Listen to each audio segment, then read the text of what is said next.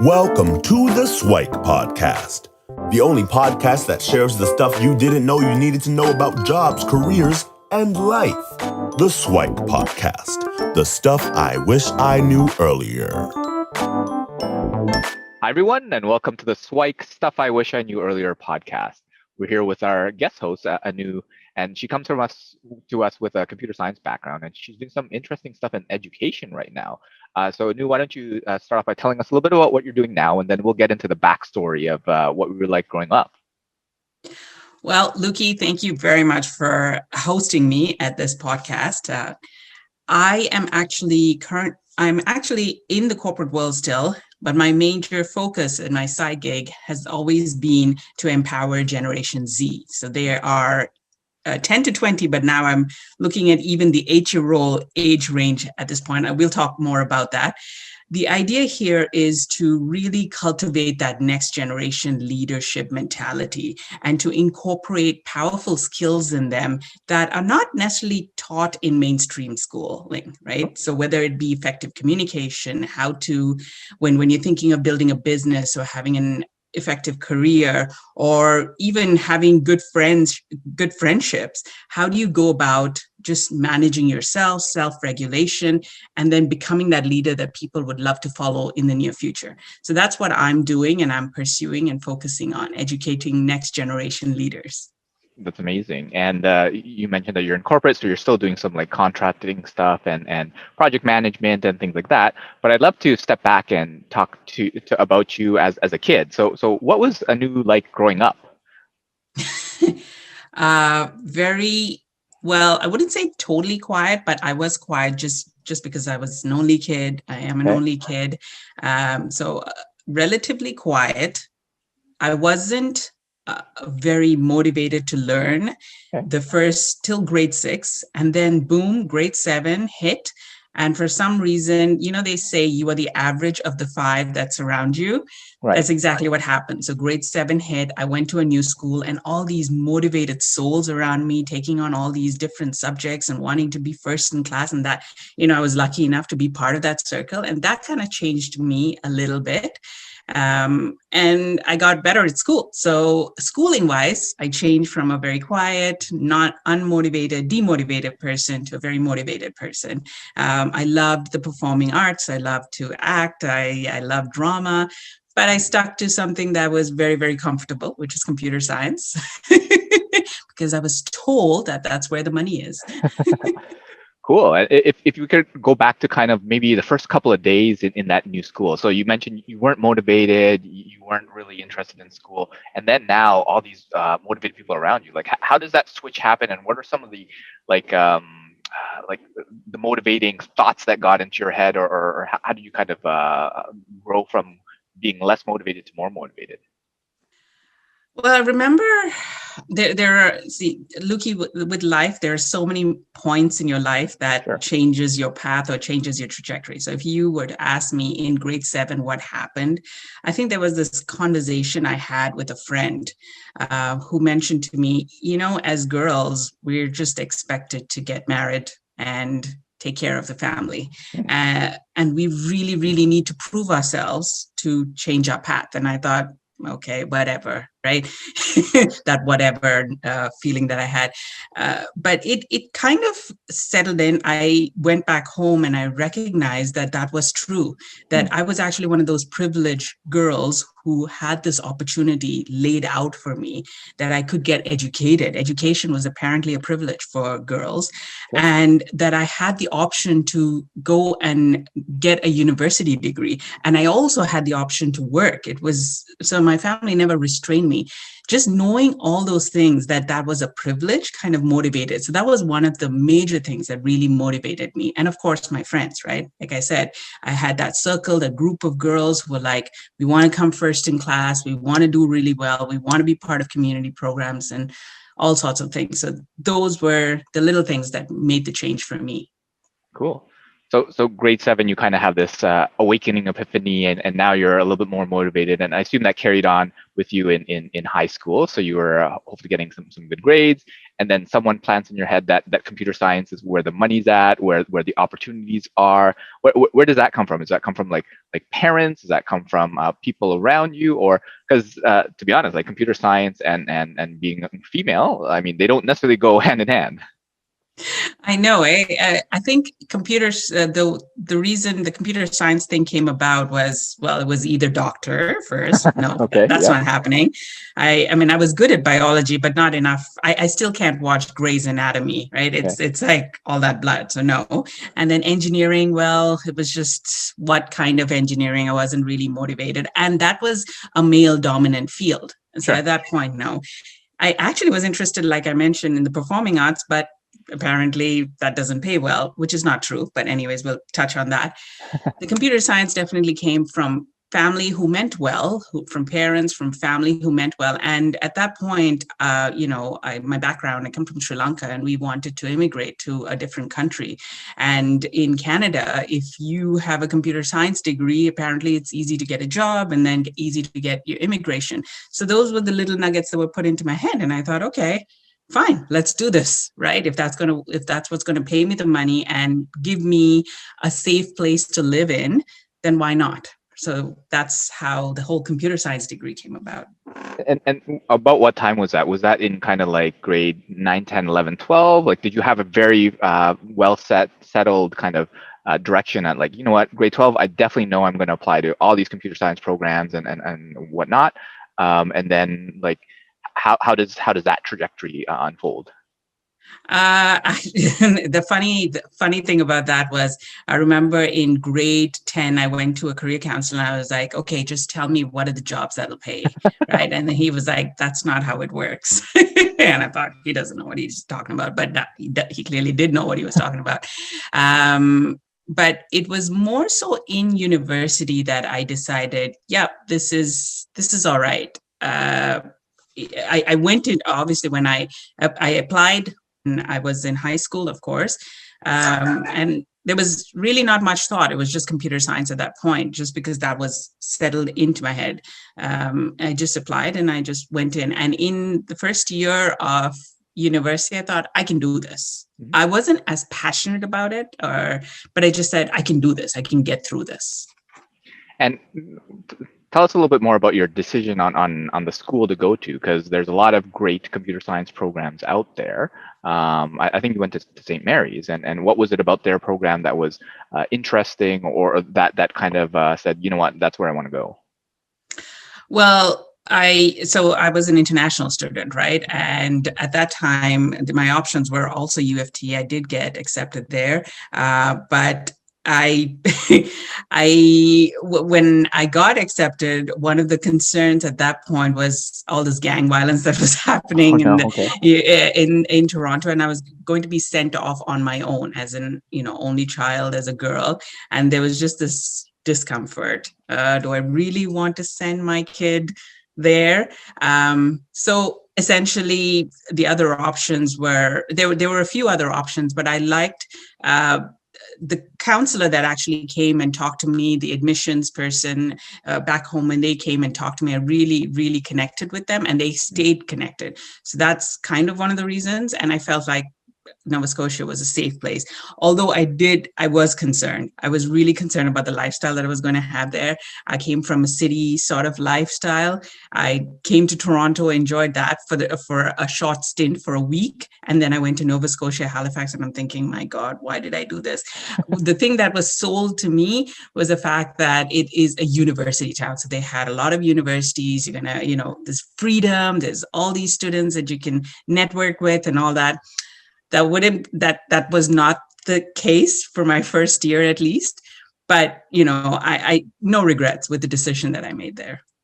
So if someone's considering that decision to go to kind of like a university at a big city, like the typical one, versus kind of a university town, what are some of the things that they should be aware of that you kind of like, oh my gosh, this kind of blindsided me a little bit? Or what are some of the expectations if you were to be in that environment that people should look forward to or not look forward to? Well, the quietness. I was Okay. just so, I mean, people would just, I don't know how it is right now, but when I went there, people would just shut down at like 5, 6. I thought, wow, this is it. Like at 6 o'clock, everything's closed. I was mainly in the dorm. Of course, that was my first time away from my parents, away from any, so I was trying to make sure that I was safe as well. But just the whole concept of everything is so quiet, and the food, the culture shock there weren't that many of my skin tone initially, so those were things that I had to manage, I guess, and overcome. But the positive side of things was it's a close-knit community. So everyone knows everyone. If you're having an issue, if you're having a bad day or whatever, there are few people that you can reach out to.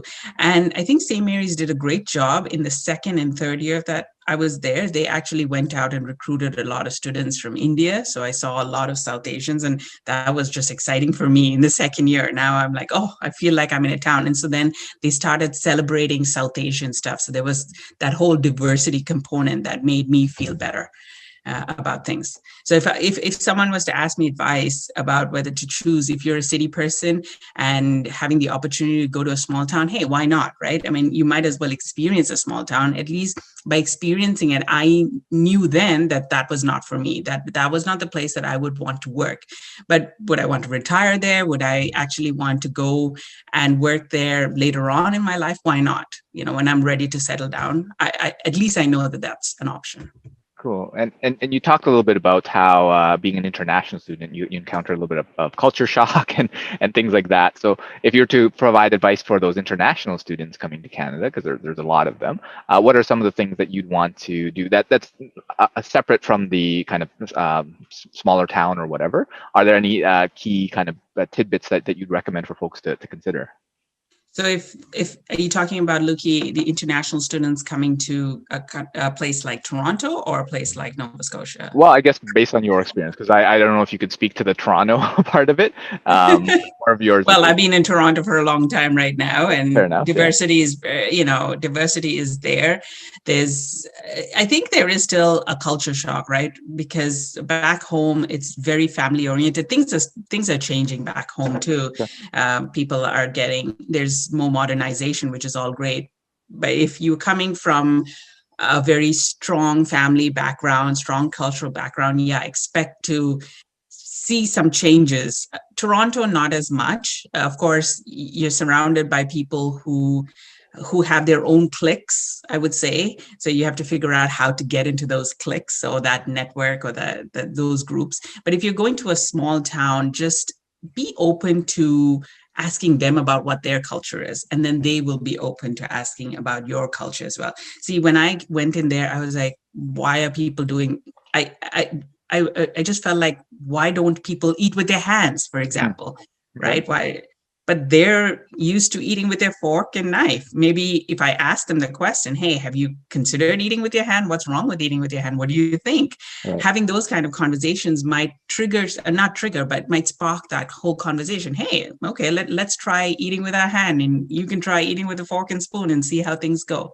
So have those kind of conversations, which is why I'm in that whole, that's what I teach Generation Zs, right? It's about cultural intelligence, that sparking those kind of conversations will actually build more connection with people. For sure. So I think that's some useful advice from, anyone, where just being open to exploring and learning other people's culture, that curiosity often can work wonders to kind of bridge gaps and things like that. And pay your taxes. Pay your taxes. Some people, they come from other countries and they're like, oh my God, what is this? Taxes? Like, yeah, there are taxes here. So got to make sure that you're compliant with the CRA and the Canada Revenue Agency and all that sort of stuff too. I'm wondering if you could share a little bit about the kind of the computer science journey and kind of learning. Is that what you expected, being from high school and having to learn kind of this new technology and stuff like that? How is it? Because computer science is pretty male dominated as well. Like how was the kind of diversity on that side from a gender perspective? Were there a lot of females in the tech programs? No, I realized later on there were lesser females in that program than males, but that didn't bother me as much. I guess I wasn't really, now looking back, I should have kind of wondered why that happened. But for me, my focus was all about, let's just get this degree. I had a business aspect to it as well. So let's just get that degree, get myself ready for that job, whatever job it is. And I really wanted to find a job within Canada, anywhere in Canada. So my sole focus was just that. And I guess I worked really well with people, not everyone, but I worked well enough with the professors and with the students that I was able to accomplish that goal. So there was no, oh, you're a man, oh, you're a boy, I'm a girl, let's compete. None of that stuff. It just seemed like, let's just work together and let's just get stuff done, assignments done. So it didn't seem like it was much of an issue for you. How about the work experience aspect? Like, did you work like any part-time jobs while you were in university, or did you have anything like kind of computer related in terms of work experience, co-op and internships? Yeah. So in the university, you could, as an international student at that point, you could only work within the university, right? These were the rules at that time. And basically, I took on anything. I took on a marketing coordinator role. I really sucked at it, actually. I was making posters which looked like cartoon characters, not even cartoon characters. But hey, they paid me. They kept me for some time. I actually did painting, like residence painting. So I would paint residences. I would say I was okay with that. I had the patience. I just didn't like the smell. At that point, they didn't really care about the environment and all that. So that, I was also an RA. So some people who managed the residence, so the dorm. And I was also part of a trial team. So by trial, meaning if you were in the dorm and if you created havoc, and if you're a problem child, then you would be meeting us. Gotcha. And you're on trial. That was fun. That was a whole load of fun. So that, and sometimes I would help out in the library. So all these were actually paid jobs that I got into, and I felt so proud when I did that. And then, of course, I volunteered as well. Now, as far as co-ops, yes, I did one internship, and that was with Nortel Networks, if anyone remembers Nortel Networks is. And I started off with the 4-month, 8-month, and then they just extended it to 16 months. So that was my internship. And how was that experience? How does that experience compare to kind of like the academic learnings? And I'm guessing it helped you get the full-time job after you graduated. No, actually, at Nortel actually went sunk after that. Sure. I don't know if I had anything to do with it, but it sunk after that. But I did find another job with another startup company, full-time. The experience there is what is the reason why I'm doing what I'm doing. In essence, like I mentioned, I just thought it was only the technical skills. So I was very, very tunnel focused on learning the technical skills. That was all I needed to get a job and to do really well. I wasn't thinking of C-suite and all that till I actually joined Nortel. And I thought, hey, how can I be a team leader? How can I be a manager? And no one really told me that I didn't have the skills to move up to team lead. I really didn't. So in Nortel, I kind of, I realized my technical skills were okay. I would say I'm an average. So technical skills were okay, but my soft skills and my leadership skills were not at all there. I was kind of blindsided about those things. I didn't know how to interview well and all those things. And then I went on to get a few jobs, and it's through those jobs that I recognize the importance of all these skills that I teach these kids. Cool. So walk us through some of the jobs that you've had. So I saw you were at Aon for quite a number of years, and then how did that kind of change your or reinforce kind of your current path that you're on? Yeah, Aon or Hewitt at that point, it was a really good experience. So prior to that, I was with a startup company. That was a good experience, just being in a startup. And then later with Hewitt, that's where I really learned the importance of leadership. I had a really good manager, Aisha. She was someone who was a good coach, right? I would always wonder, why was I not moving up the ladder and all those things?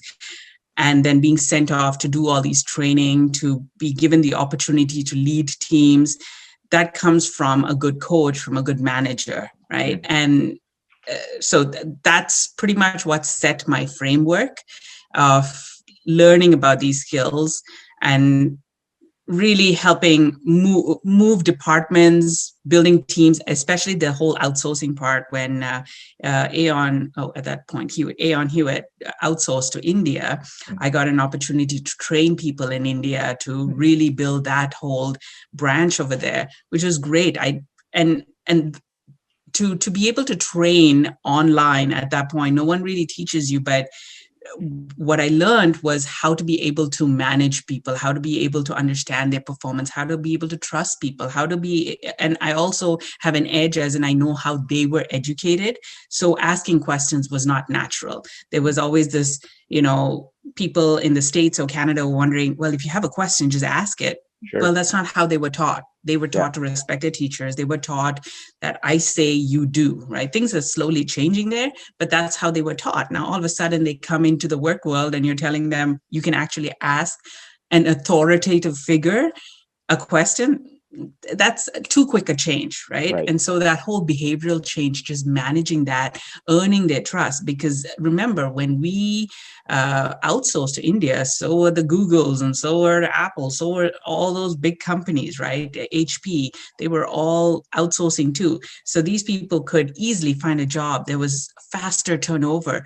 So the turnover rate was pretty high. To maintain and to have that stability required that whole connection. And I enjoyed doing that. So the whole behavioral component, I enjoyed and I learned it as well.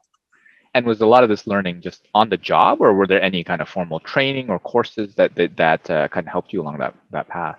I actually did. I took formal training on my own, or otherwise, the company would send me. I was just very, very interested in human behavior, performance. And I really didn't think that was something that people learned, I just thought that, if you want to be a psychologist, maybe. But I didn't realize that all these behaviors make you a better manager or a better leader or a better employee or whatever it is. So I took initiative to go out and learn, and I had aha moments, and I would come back so excited and share that with the adults that I knew. I was like, hey, do you want to learn this? Do you want to know this? This is what I learned. This is so cool. So my eyes, I know my manager would say, you should be a coach. Your eyes just light up when you tell people this is what you learned. But at that time, I didn't consider coaching as something that I wanted to do. But it's totally out of either my own initiative or my manager seeing, why don't we just send her out for classes or courses? Cool. Could you share one of those aha moments, like one that you might remember, so that other folks can benefit from your learnings? Oh, so many aha moments. Oh, just one. Wow. Just one. Okay, just one. The idea of body language. Okay, so I'm probably not picking the biggest aha moment, but one of the aha moments is for speaking. As much as I'm comfortable doing one-on-one speaking, I wanted to go out and speak to a multitude of people. I wanted to speak on stages. And constantly people kept telling me, think of people naked and you'll be fine. Well, that's not the case, right? And that came out to be an aha moment when one of the coaches said, no, you have to think about the audience as having compassion and coming to you for support, and visualize them smiling, visualize them wanting growth from you. And when you visualize a human being like that, you almost feel like supporting, and you go there with the mentality of, I'm in service of you. I'm up here on stage is not, I'm here with full of glory, but I'm in service of you. So when you visualize them that way, and in your mind that you're in service, all of a sudden the words just come naturally and you just feel less and less nervous. And to me, that was an aha moment back then, because I thought people were just telling me to overcome my nervous by picturing everyone naked, and that was not helping. Now this helps, right? So it's just a small thing. Now looking back, it sounds like common sense because I keep telling people that. But back then, that was an aha moment to me. Same thing, like delegation. I could tell you so many things, Luki, and I know you told me to tell me one, but yeah, like delegation and listening. There's all these little tidbits that you learn through coaching and you learn through all these training courses that make you a better human being, a better person. Sure, maybe we'll have you back and do an episode specifically on all these different, the AHA episode or something like that. Yeah, why not? But I want to kind of go back into your journey. And then, so you've been in the corporate world for a while, you're kind of climbing the ladder, doing a whole bunch of different things. And then I guess there's some transition along the way where you talked about like, well, learning to be coaches and getting connected into like the coaching world or the personal development and transformation world. Can you walk us through a little bit of that and maybe the timing around that? Yeah, again, so the plan to get into computer science was planned. Getting all those jobs was all planned. The coaching was just, I guess some people just see some sort of strength in you and people just tell you, hey, you should be a coach. And I'm thinking, what is a coach? I've heard of basketball coach, football coach. What's a coach, right? And then people will talk about life coaches. And I'm thinking, okay, yeah, right. You go through this phase where you're like, no, I don't think that's a real thing. And more I started finding people that I trust and that I look up to start becoming coaches. And that's when you start taking it seriously, right? When there's like, what do they say in a sale? You have to make 6 to 7 points of contact. So when you have 6 to 7 people who you trust and believe in changing into coaches and actually doing really well and making that impact on people, you start taking those things seriously, right? So essentially that was it. I heard people telling me I should at least look into it. And then I saw people doing quite well in that field, quite well, as in they were transforming lives and they were financially doing well as well through the coaching, through their coaching programs. So that's, have I answered your question? I don't know if I did, but. Yeah, it's just the curiosity of like the personal transformation of wanting to get into the coaching world. So and probably it's that more that the identification. So it's more of like, yeah, when one person says it, but when 7, 8 people start saying it, it's like, okay, maybe I should listen. Yeah. And when you have those types of moments, then okay, let's look into that. And I guess what was your approach to get into that world? Were there any formal training that you took, or is it just curiosity and researching online, or was there another path that you took? Yeah. So like I mentioned, when I was at Hewitt, I was always coaching and training individuals or groups, so really trying to ensure that there was a proper training program set up. So I knew I loved training, learning and development. And I wanted to stay in that field, but I mostly got hired for either the programming field or to become a project manager, essentially. I never, in any company that I went to, I always tried to run some sort of training program, or I would at least be with my own group, I would try to run some sort of an internal program. So that was with adults. Sometimes I would be sanctioned to do training programs for adults as well in other organizations. But it was a couple of people who came up to me and said, why don't you teach some of this to kids? Mm-hmm. And I thought, will kids really get it? Would they? The thing is, right now for adults, this is what is probably stopping us from moving to a management position, or it is stopping us from moving to a leadership position. So we feel the pain, and that's why we take the course, right? With kids, it's like, I don't know what I want to be. Do I really need to learn these things? Sure. So I had that mindset as to, will they see value in it? But I thought, hey, I have to be open-minded. Let's go, let's train, let's start teaching. And so it was a small cohort of people. And with kids, the aha moment is much faster. When you tell them, when you communicate and articulate really clearly, your parents understand you. If you're wondering why your teacher is not asking you or is not involving you in something, or your friends are not involving you, have you taken a second to think how you communicate with them? Or let's see, how do you listen? when I say something, what are you actually listening?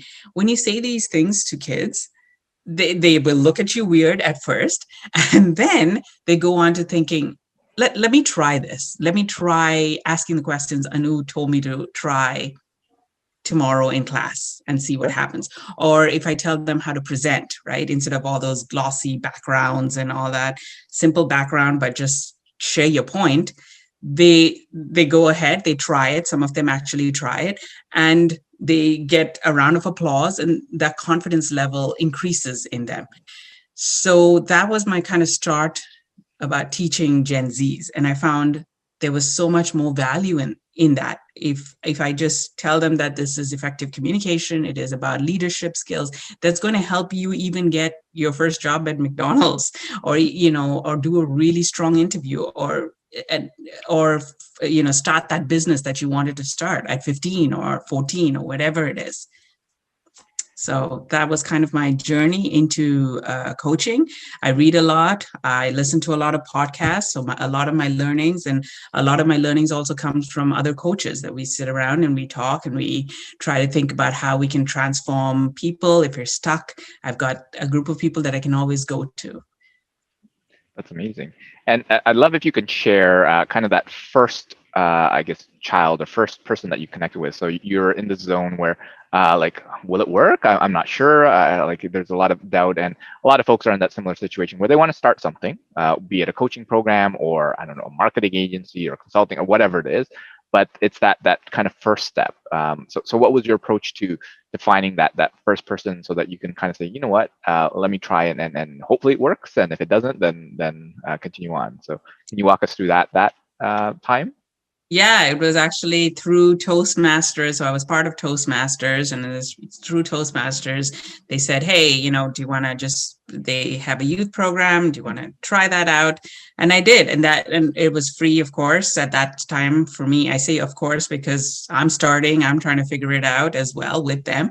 And it was just that small cohort of students just trying to go through. And in Toastmasters, it's you go up, you speak, you get evaluated. So it was going through that kind of a format.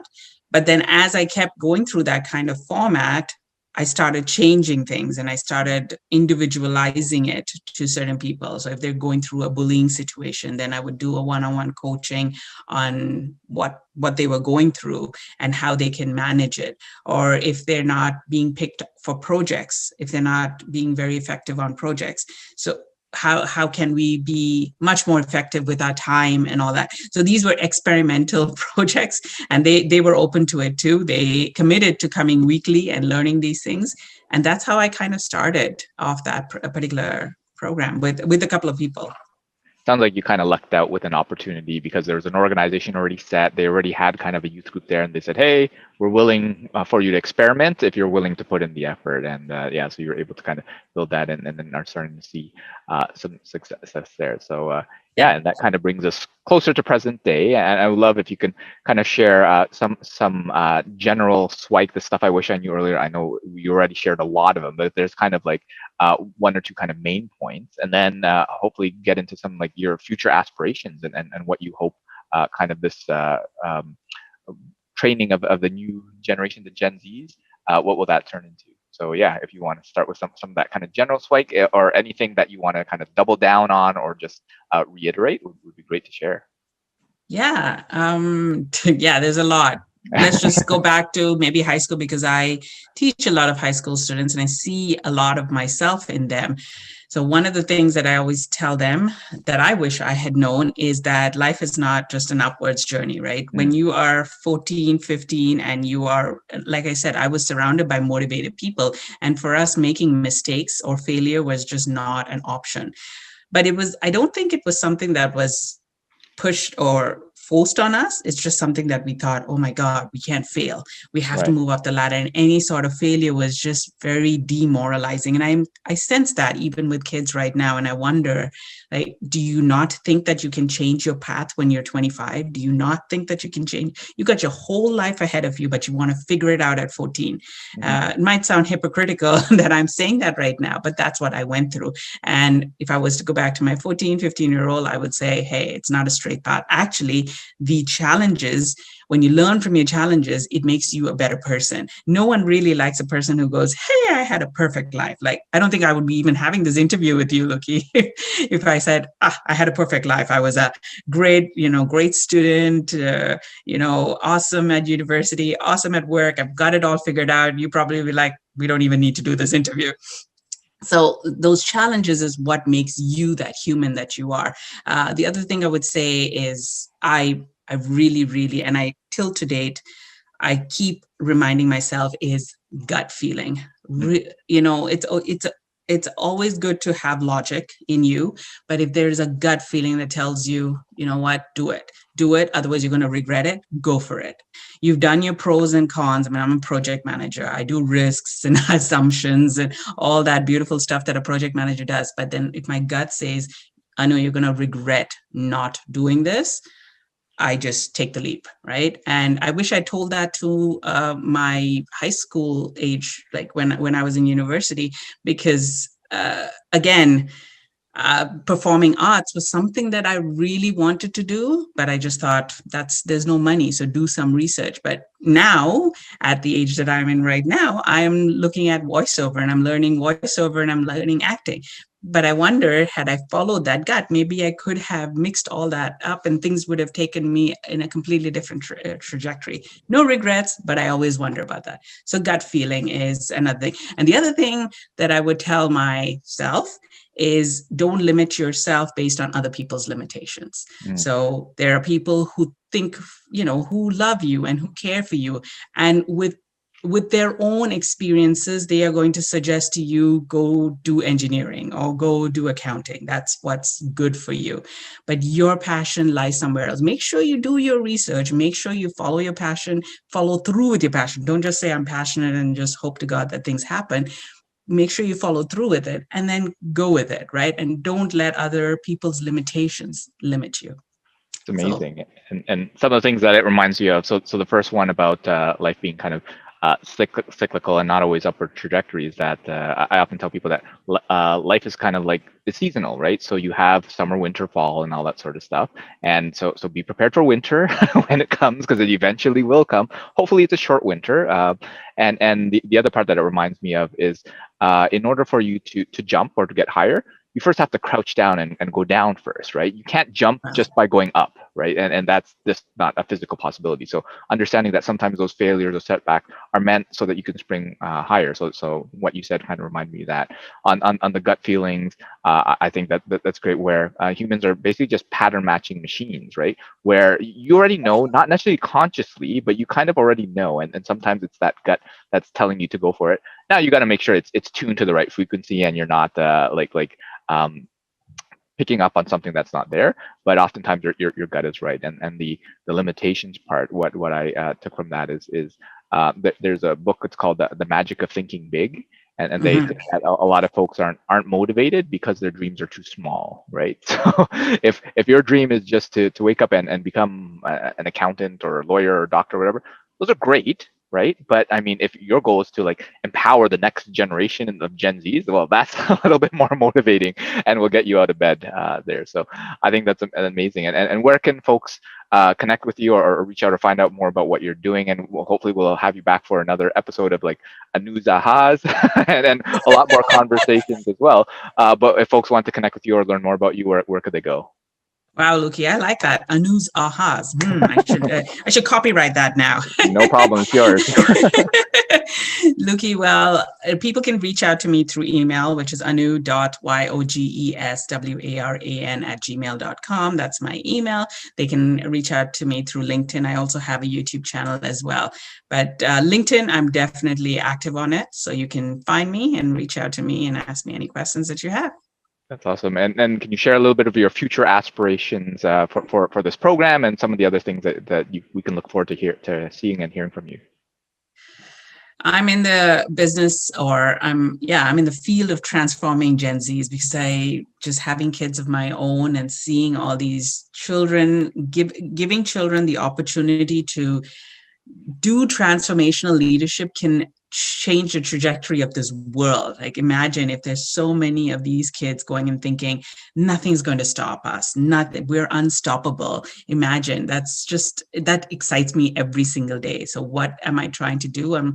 I hope to build a school of my own. I hope to have retreats as part of my program. Right now I don't do that, but I'm hoping to do retreats as part of my program, because I think that whole connection with children really works.